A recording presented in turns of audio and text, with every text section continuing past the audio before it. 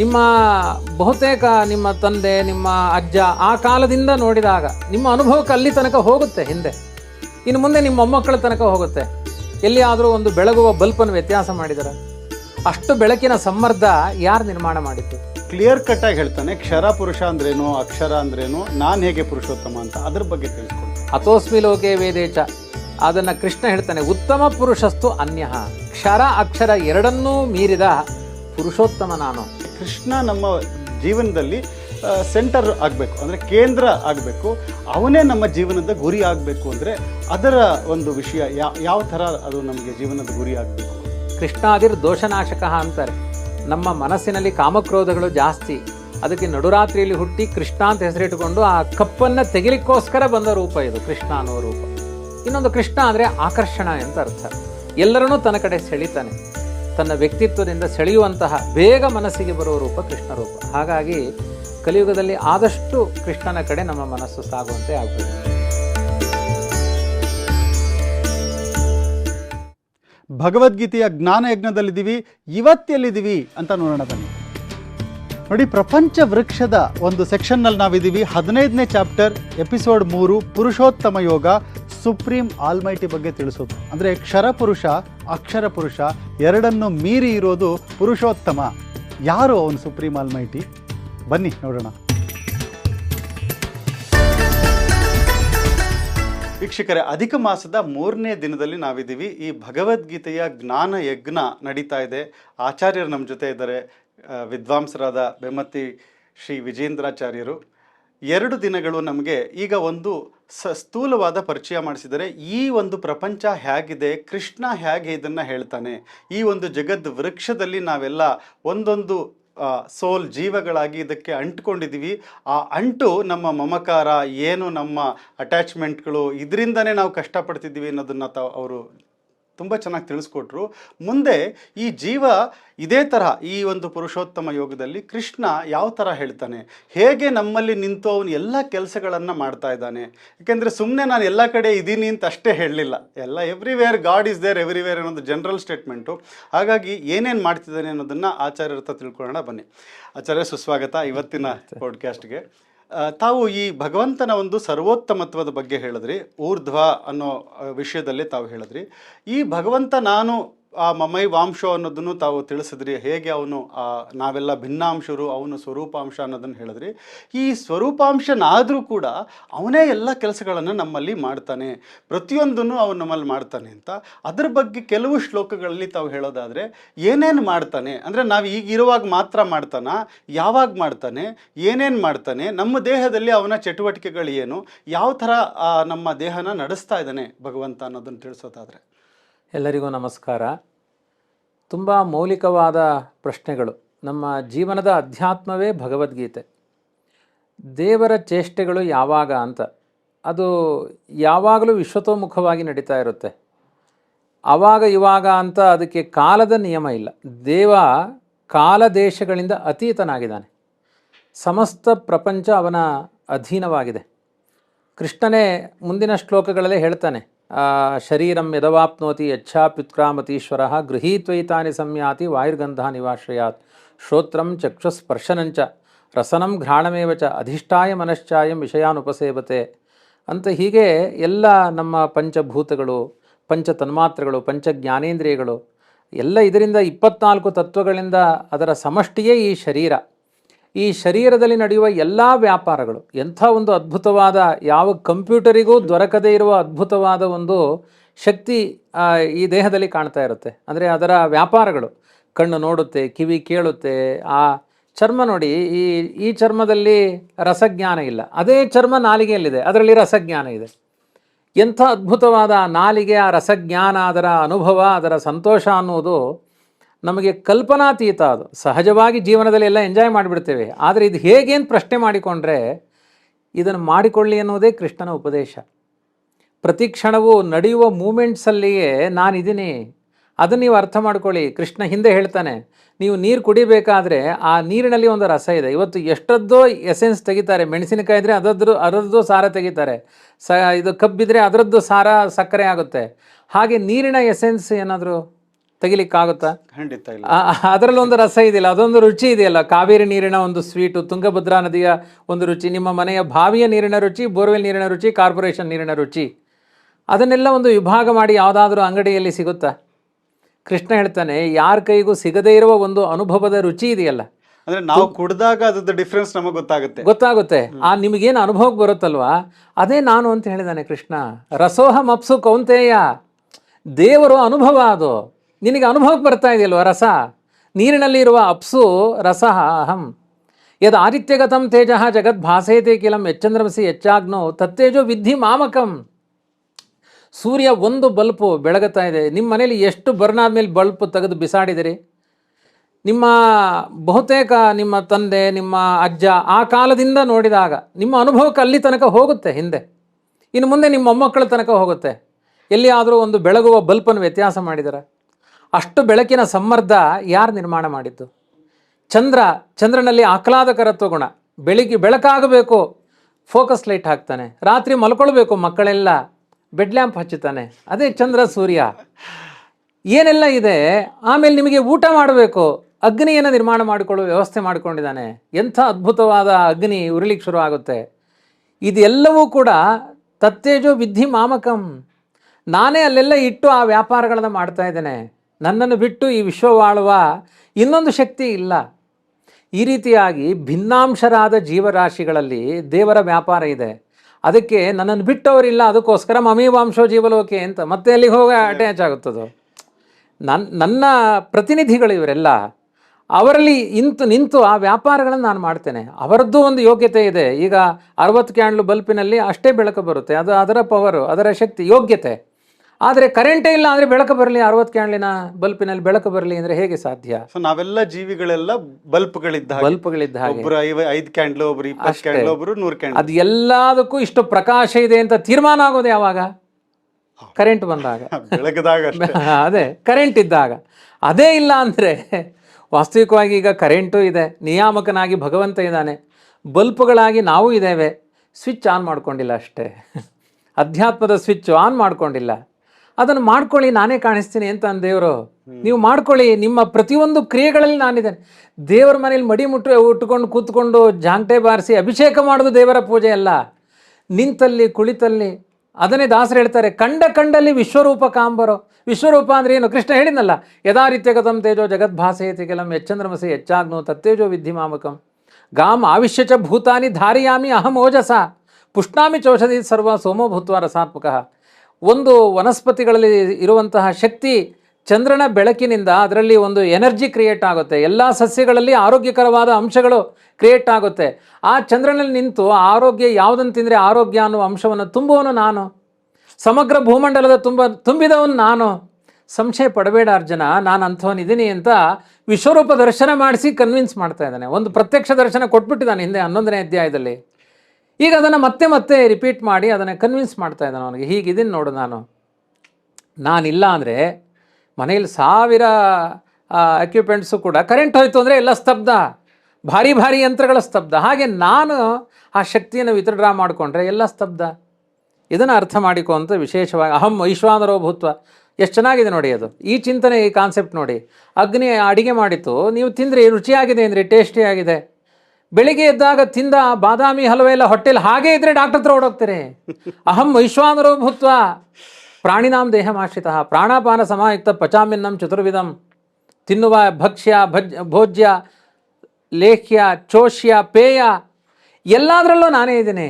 ಅಲ್ಲಿ ಸಾರಭೋಕ್ತ ನಾನೇ ಇದ್ದೇನೆ. ಅದನ್ನು ಜೀರ್ಣ ಮಾಡ್ತೀನಿ. ಅಹಂ ವೈಶ್ವಾನರೋ ಭೂತ್ವ.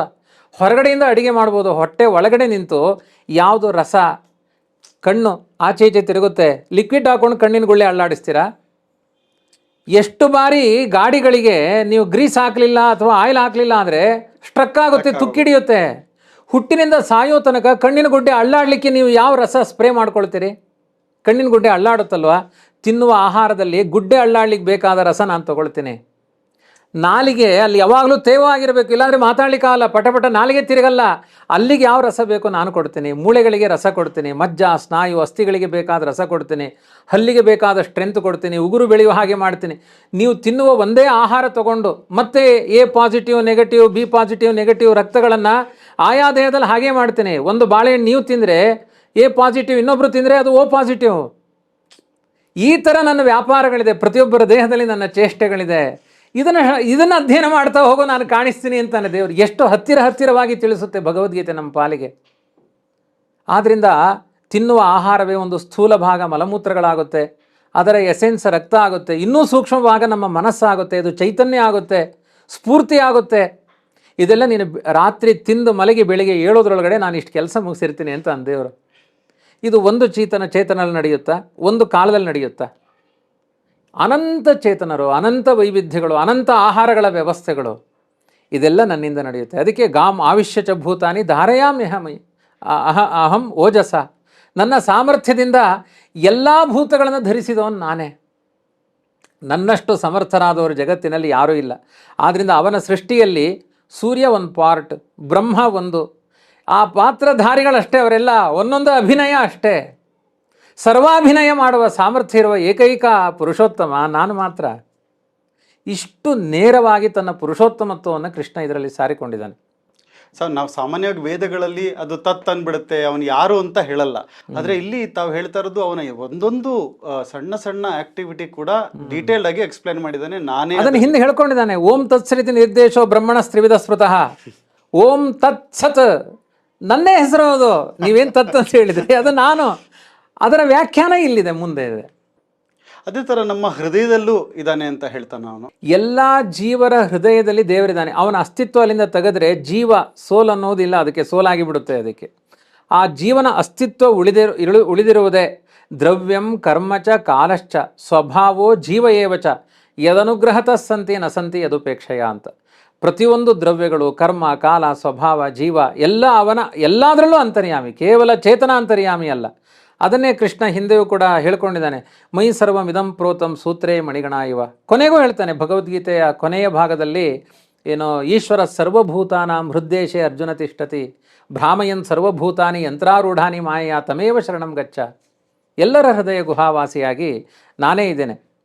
ಆದ್ದರಿಂದ ದೇವರು ತನ್ನ ಪುರುಷೋತ್ತಮತ್ವವನ್ನು ಹೇಳಿಕೊಂಡಿದ್ದಾನೆ. ಅದು ಈ ಪ್ರಕರಣ ಮಾತ್ರ ಅಲ್ಲ. ನಿಮಗೊಂದು ಸಂವಾದಿಯಾಗಿ ಹೇಳಬೇಕು ಅಂದರೆ, ಈಗ ಹೀಗೆ ಹೇಳಿದ ತಕ್ಷಣ ಇಲ್ಲೂ ಒಂದು ಗೊಂದಲ ಅಲ್ಲ. ನಾವೆಲ್ಲ ಬ್ರಹ್ಮನನ್ನು ಸರ್ವೋತ್ತಮ ಅಂತ ಹೇಳ್ತೀವಿ, ಇನ್ನು ಕೆಲವರು ಶಿವನನ್ನು ಸರ್ವೋತ್ತಮ ಅಂತ ಹೇಳ್ತಾರೆ. ನೀವು ವಿಷ್ಣುವನ್ನ ಸರ್ವೋತ್ತಮ, ಕೃಷ್ಣನನ್ನು ಸರ್ವೋತ್ತಮ ಅಂತ ಹೇಳಿಬಿಟ್ರೆ ಮತ್ತೆ ಕಾಂಟ್ರವರ್ಸಿ. ನೀವು ಯಾರಿಗೋ ಒಂದಷ್ಟು ಶಿವನಲ್ಲಿ ದ್ವೇಷ ಇದೆ, ಅದಕ್ಕೆ ನೀವು ವಿಷ್ಣುವನ್ನು ಸರ್ವೋತ್ತಮ ಅಂತೀರಿ. ಇನ್ಯಾರಿಗೋ ವಿಷ್ಣುವಿನಲ್ಲಿ ದ್ವೇಷ ಇದೆ, ಅದಕ್ಕೆ ಶಿವನನ್ನು ಸರ್ವೋತ್ತಮ ಅಂತ ಹೇಳ್ತಾರೆ. ಅದು ಕೃಷ್ಣ ತುಂಬ ಚಂದದ ವಿವರಣೆಯನ್ನು ಕೊಟ್ಟಿದ್ದಾನೆ. ನಾನು ಆವಾಗಲೇ ಹೇಳಿದೆ, ನಮ್ಮ ಫಿಲಾಸಫಿಯಲ್ಲಿ ಯಾವ ದೇವತೆಗಳ ಬಗ್ಗೆ ಅಲ್ಲ, ತೃಣ, ಕೀಟ, ಕ್ರಿಮಿ, ಪಕ್ಷಿಗಳ ಬಗ್ಗೆಯೂ ನಿಂದನೆ ಇಲ್ಲ. ಎಲ್ಲವೂ ಪ್ರಕೃತಿಗೆ ಪೋಷಕ, ಎಲ್ಲವೂ ಕೂಡ ಒಂದೊಂದು ಭಗವಂತನ ವಿಭೂತಿ ರೂಪಗಳು. ಕೃಷ್ಣನೇ 10ನೇ ಅಧ್ಯಾಯದ ಕೊನೆಗೆ ಹೇಳ್ತಾನೆ, ಯದ್ಯದ್ ವಿಭೂತಿ ಮತ್ಸತ್ವಂ. ಜಗತ್ತಿನಲ್ಲಿ ಏನೊಂದು ಅದ್ಭುತ ಅಂತ ಕಾಣುತ್ತೆ, ತೆಂಡೂಲ್ಕರ್ ಬ್ಯಾಟ್ ಹಿಡ್ಕೊಂಡು 200 ರನ್ ಹೊಡೆದ ಅಂದರೆ ಅಲ್ಲಿ ನನ್ನ ಸನ್ನಿಧಾನ ಇದೆ ಅಂತ ತಿಳ್ಕೊ ಅಂತ ದೇವರು.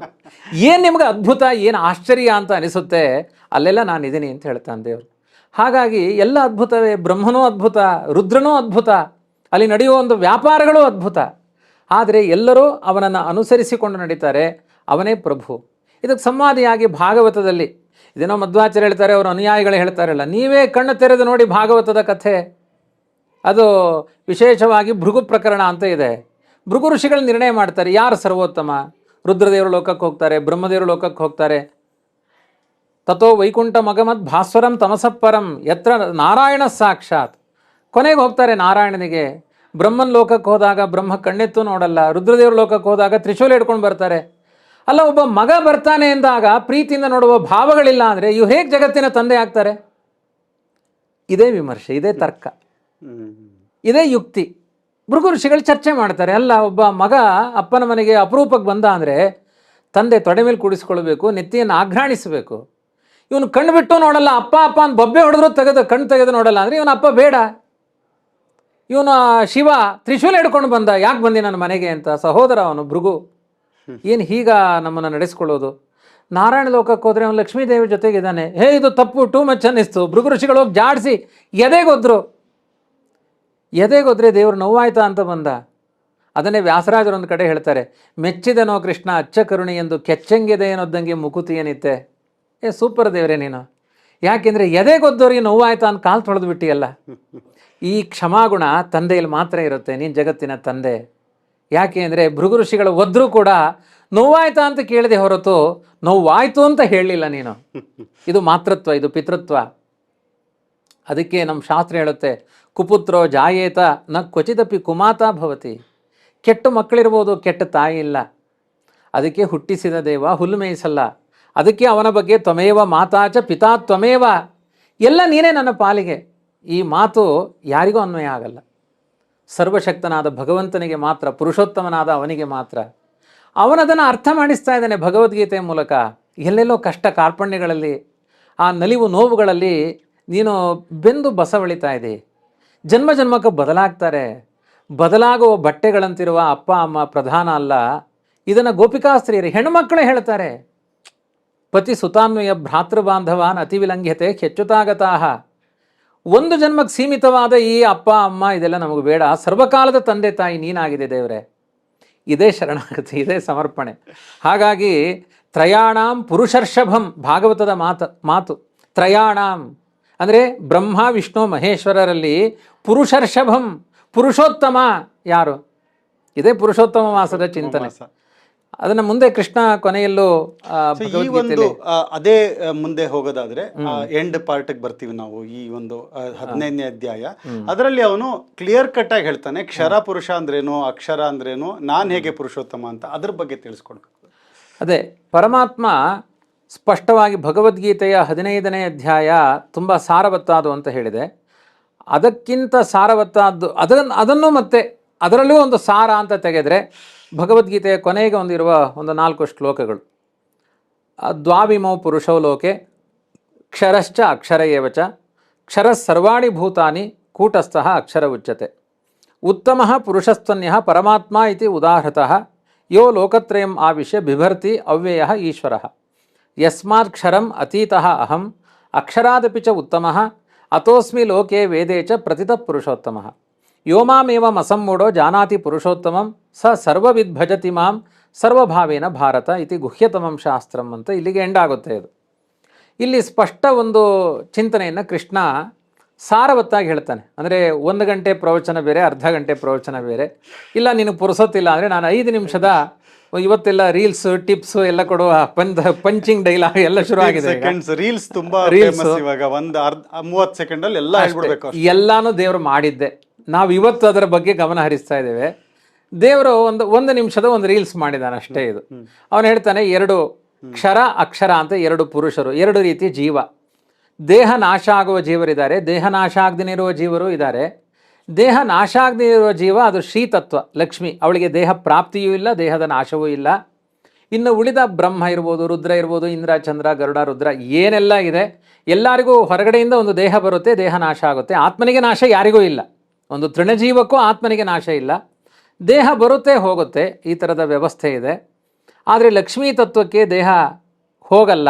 ಯಾಕೆಂದರೆ ಅದು ನಿತ್ಯ ನಿರ್ವಿಕಾರಳು. ಲಕ್ಷ್ಮೀ ಬಂದರೆ ಹೋಗಬೇಕು. ಅನಾದಿ ಕಾಲದ ಪಾಂಚಭೌತಿಕ ದೇಹದ ಸಂಬಂಧವೇ ಲಕ್ಷ್ಮೀ ದೇವಿಗಿಲ್ಲ.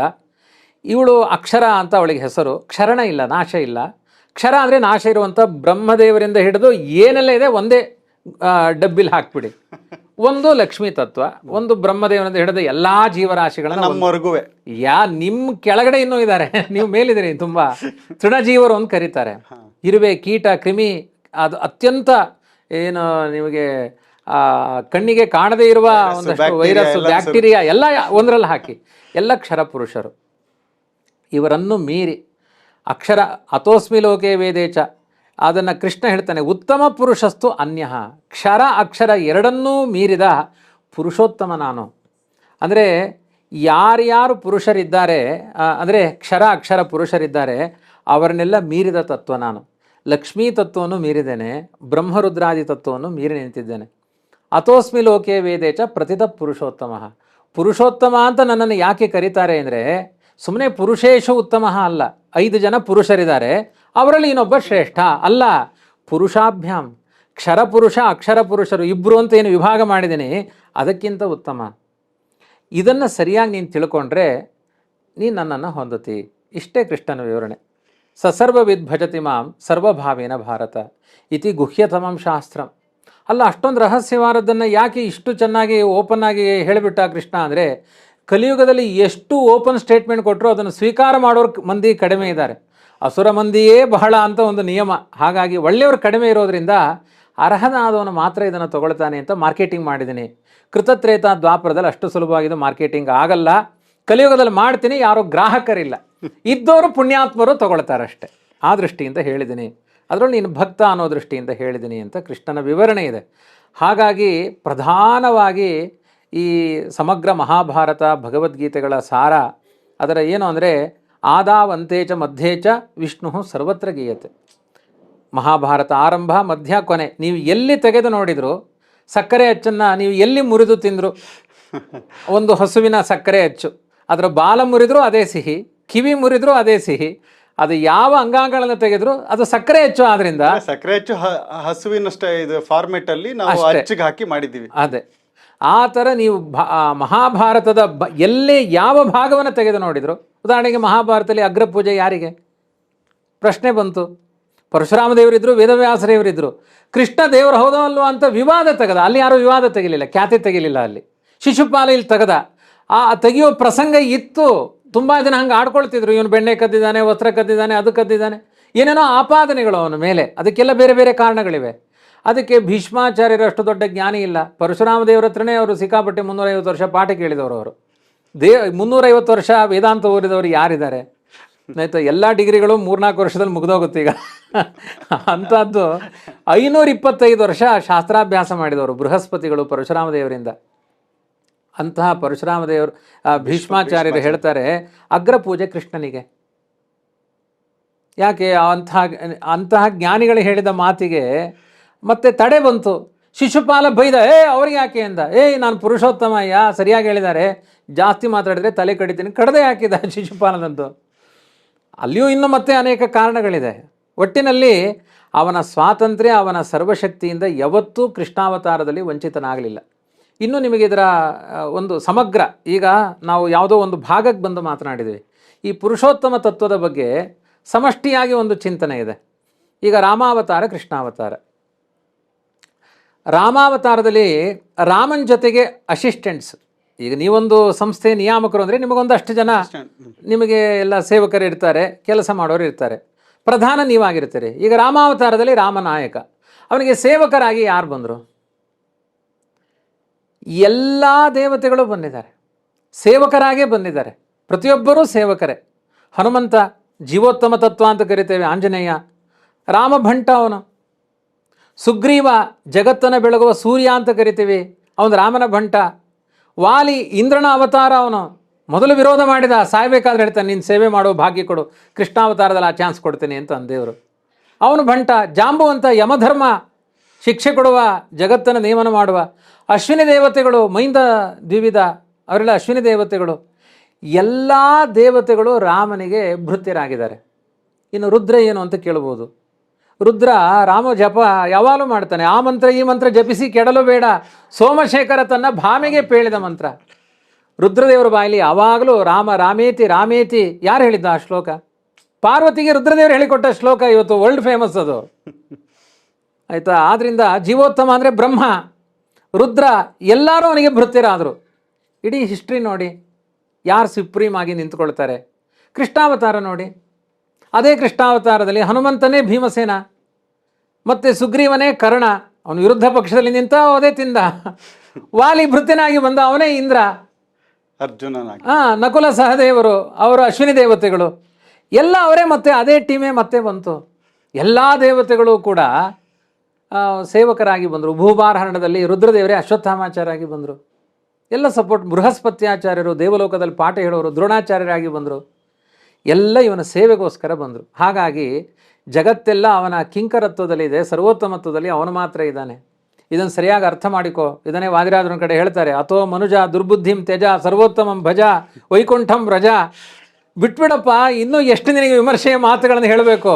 ಇನ್ನಾದರೂ ಒಳ್ಳೆ ಹಾದಿ ಹಿಡಿಯೋ ಪ್ರಾಣಿ, ಸರಿಯಾದ ಈ ಮಾರ್ಗಕ್ಕೆ ಬಂದ್ಬಿಡು. ಈ ಥರ ಪುರುಷೋತ್ತಮತ್ವವನ್ನು ಅತ್ಯಂತ ಸ್ಥಿರವಾದ ಮಾತುಗಳಿಂದ ಕೃಷ್ಣ ಆಡಿದ್ದಾನೆ.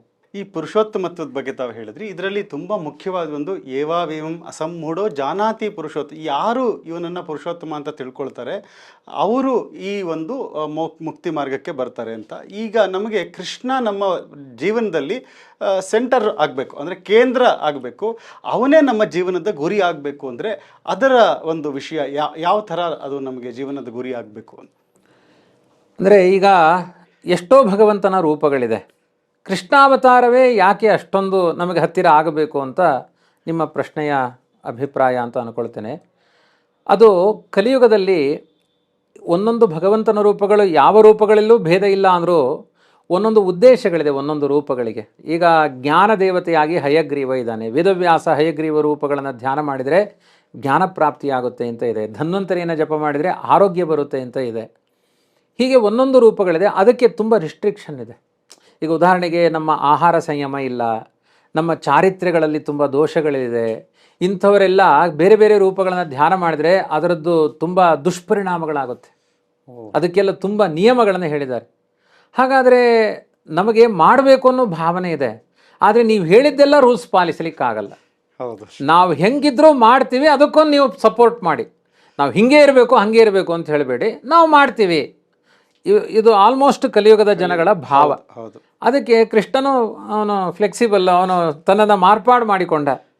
ಯಾರು ಕಿರಾತ ಹೂಣ ಅಂಧ ಪುಲಿಂದ ಪುಲ್ಕಸ ಆಭೀರ ಕಂಕ ಯವನ ಶಕ, ದೊಡ್ಡ ಪಟ್ಟಿನೇ ಮಾಡ್ತಾನೆ. ಏನೇಚ ಪಾಪ ನಾನು ಪಟ್ಟಿ ಮಾಡಲ್ಲ, ಇನ್ನೂ ಯಾವುದ್ಯಾವುದು ಹೇಳದೇ ಇರೋ ಯವನ ಬರ್ಬರ ಏನೇನೆಲ್ಲ ಹೀನ ವ್ಯಕ್ತಿಗಳಿದ್ದಾರೆ, ಅದು ತುಂಬ ಜೀವನದ ಕೊನೆಯ ಸ್ತರದ ವ್ಯಕ್ತಿಗಳಿದ್ದಾರೆ, ಎಲ್ಲ ನನ್ನ ಬಳಿ ಬನ್ನಿ. ಇವತ್ತು ಕೃಷ್ಣ ಭಕ್ತಿ ಅನ್ನೋದು ಇಂಟರ್ನ್ಯಾಷನಲ್, ಅದು ಹೌದು, ಯಾರು ಬೇಕಾದರೂ ಮಾಡ್ಬೋದು. ಈ ಕರೆ ಕೊಟ್ಟಿದ್ದಾನೆ, ಈ ಅವಕಾಶ ಇರೋದು ಕೃಷ್ಣನ ನಾಮದಲ್ಲಿ ಮಾತ್ರ. ಅದಕ್ಕಾಗಿ ಕೃಷ್ಣವರ್ಣಂ ಕಲೋ ಕೃಷ್ಣಂ ಸಾಂಗೋಪಾಂಗಂ ಸಪಾರ್ಷದಂ ಯಜ್ಞೈ ಸಂಕೀರ್ತನ ಪ್ರಾಯೈ ಯಜಂತಿ ಸುಮೇಧಸಃ. ಸರಿಯಾದ ತಲೆ ಗಟ್ಟಿ ಇದ್ದವರು ಕಲಿಯುಗದಲ್ಲಿ ಕೃಷ್ಣ ಅಂತಾರೆ, ತಲೆ ವೀಕ್ ಆಗಿದ್ದವರು ಕೃಷ್ಣ ಬೇಡ ಅಂತಾರೆ. ಹಾಗಾಗಿ ಕೃಷ್ಣ ಪ್ರೇಮ ಅನ್ನೋದು ನಮ್ಮ ಬದುಕಿನ ಅಮರ ಪ್ರೇಮ, ಅದು ಎಂದೂ ಸಾಯಬಾರದೇ ಇರುವ ಪ್ರೇಮ. ಅದು ಅಂತಹ ಭಕ್ತಿಯ ಕಡೆ ಕೃಷ್ಣ ಕರೆ ಕೊಟ್ಟಿದ್ದಾನೆ, ಬನ್ನಿ. ಅದು ಗೀತೆಯಲ್ಲೂ ಮಧ್ಯದಲ್ಲಿ ಹೇಳ್ತಾನೆ, ಮನ್ಮನಾಭವ. ಕೃಷ್ಣ ಹೇಳ್ತಾನೆ, ಎಲ್ಲೆಲ್ಲೋ ಮನಸ್ಸಿಡಬೇಡ, ಕೃಷ್ಣನಲ್ಲಿ ಮನಸ್ಸಿಡು. ಮನ್ಮನಾಭವ ಮದ್ಭಕ್ತೋ ಭವ ಮದ್ಯಾಜಿ ಮಾಂ ನಮಸ್ಕರು ಮಾಮೇ ವೈಶಸಿ ಕೌಂತೆಯ ಪ್ರತಿಜಾನೆ ಪ್ರಿಯೋಸಿಮೆ. ನನ್ನ ಅತ್ಯಂತ ಪ್ರಿಯತಮ ನೀನು, ನಿನಗೋಸ್ಕರ ಪ್ರತಿಜ್ಞೆ ಮಾಡಿ ಹೇಳ್ತಾ ಇದ್ದೇನೆ, 4 ಪಾಯಿಂಟ್ ಪ್ರೋಗ್ರಾಮ್. ನನ್ನಲ್ಲಿ ಮನಸ್ಸಿಡು, ನನ್ನ ಭಕ್ತನಾಗಿರೋ, ಏನು ತಂದರೂ ನನಗೆ ಸಮರ್ಪಣೆ ಮಾಡು, ನನಗೆ ನಮಸ್ಕಾರ ಮಾಡು. ನಿನ್ನ ಎಲ್ಲ ಕಷ್ಟಗಳನ್ನು ನಾನು ಧರಿಸಲಿಕ್ಕೆ ರೆಡಿ ಇದ್ದೇನೆ. ಇಷ್ಟು ನಿನ್ನ ಇನ್ವೆಸ್ಟ್ಮೆಂಟ್, ಇನ್ನು ಉಳಿದಿದ್ದೆಲ್ಲ ನನಗೆ ಬಿಟ್ಬಿಡು, ಸಂಪೂರ್ಣ ನಿನ್ನ ಸಮರ್ಪಣೆ ನನ್ನಲ್ಲಿ ಇರಲಿ. ಹೀಗೆ ಕೃಷ್ಣಾವತಾರ ಅನ್ನೋದು ಏನಿದೆ ತುಂಬ ನಮಗೆ ಹತ್ತಿರ ಆಗುತ್ತೆ ಅದು. ಹಾಗಾಗಿ ಕಲಿಯುಗದಲ್ಲಿ ಈ ಭಕ್ತ ಜನರಿಗೆ, ಅದಕ್ಕೆ ಕೃಷ್ಣಾದಿರ್ ದೋಷನಾಶಕ ಅಂತಾರೆ.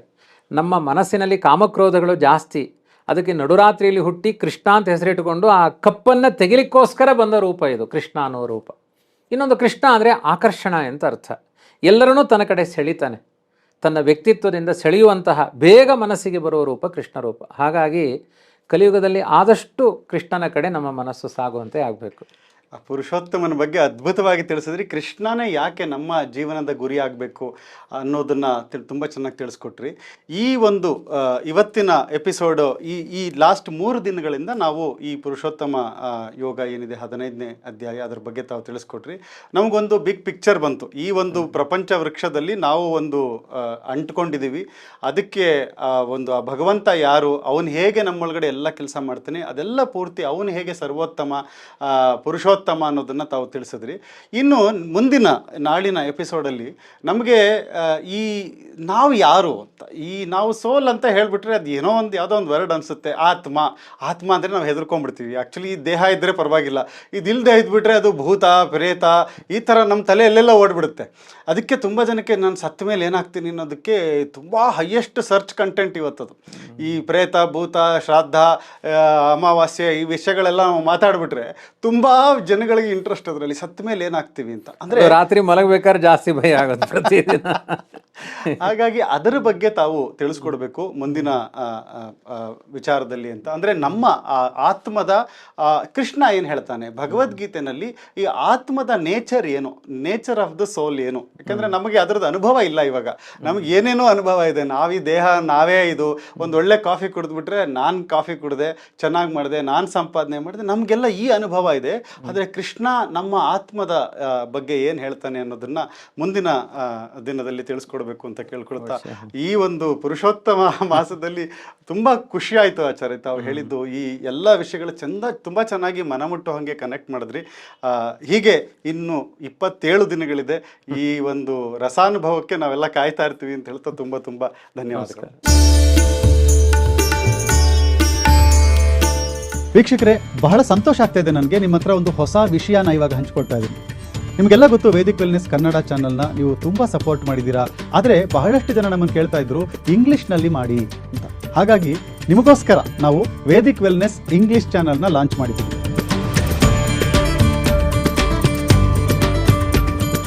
ಈ ಒಂದು ಅಧಿಕ ಮಾಸದಲ್ಲಿ ಈ ಭಗವದ್ಗೀತೆಯ ಸೀರೀಸ್ ಇಂಗ್ಲಿಷ್ನಲ್ಲಿ ಬರ್ತಾ ಇದೆ. ಮತ್ತೆ ಈ ಒಂದು ಇಂಗ್ಲಿಷ್ ಸೀರೀಸ್ನ ನಡೆಸ್ಕೊಡ್ತಾ ಇರುವಂತಹ ಸ್ಕಾಲರ್ ಯಾರು ಗೊತ್ತಾ? ಡಾಕ್ಟರ್ ಪ್ರತೋಷ್ ಆಚಾರ್ಯರು.